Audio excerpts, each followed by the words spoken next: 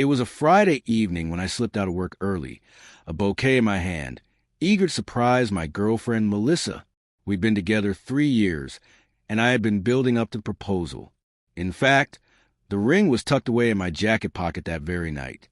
Earlier, she texted me, saying she was staying late at her best friend's place to help with wedding planning. The message made me smile. I always admired her thoughtfulness.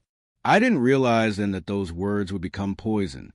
When I arrived at her friend's apartment, the door was slightly ajar. Music drifted out softly, layered with laughter. I slipped inside quietly, planning to sneak up and surprise her with the flowers. But then I froze. Her voice cut through the noise, sharp and undeniable. I'm not in love with him anymore. He's comfortable, sure, but he's boring. Honestly, I'm just waiting for something better. He doesn't have a clue. Poor guy really thinks I'll marry him.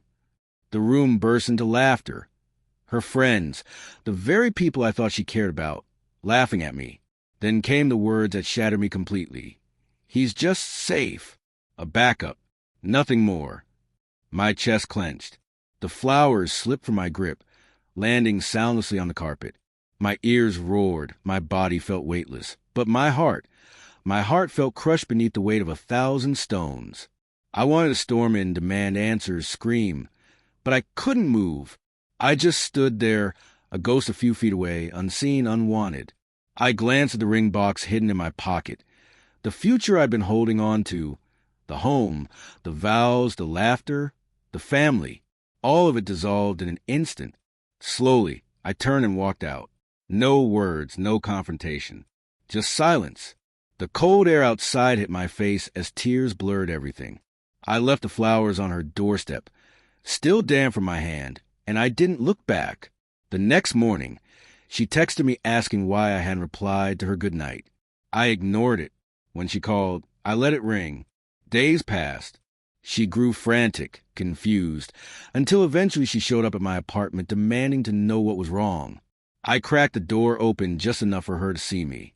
Her smile faltered. "Why are you acting like this?" "What happened?" she asked. I looked at her for a long time, then finally answered with a single line. "I was standing behind you that night." The color drained from her face. She stuttered. I went on. "You said I was just a backup, that you weren't in love with me, that I wasn't exciting." I heard every word. Her eyes filled with tears. No, you don't understand. I didn't mean it. But I closed the door, because sometimes silence says more than 1,000 arguments ever could.